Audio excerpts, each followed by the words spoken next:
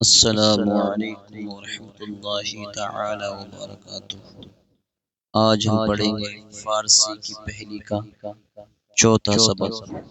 شین کا معنی اس کا، اس کی، اس کو۔ تا ہے تو اس کا مطلب آئے گا تیرا، تیری، تجھ کو۔ میم میرا، میری، مجھ کو۔ جیسے کتابش اس کی کتاب، اسپم میرا گھوڑا، چشمت تیری آنکھ، گربہ اش اس کی بلی، خانہ ام میرا گھر، خانہ ات تیرا گھر، رویش اس کا چہرہ، پایم میرا پیر، چاقویت تیرا چاقو۔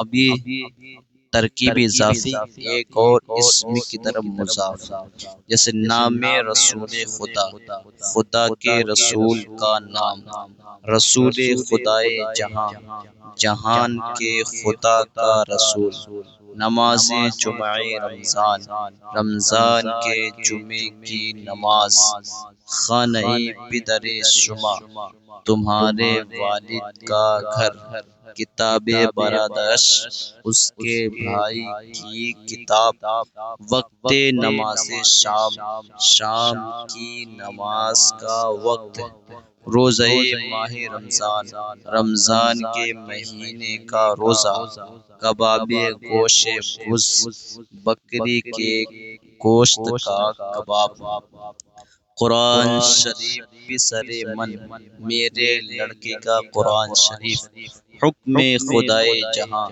جہان کے خدا کا حکم، دل مرد خدا، خدا کے بندے کا دل، خانہ برادرم میرے بھائی کا گھر، چشم آہوئے تو تیری ہرن کی آنکھ، پائے پدرش تیرے والد کا پیر، چاقوئے پسر محمود محمود کے لڑکے کا چاقو، کارد برادر احمد احمد کے بھائی کی چھری، اسب برادر شما تمہارے بھائی کا گھوڑا۔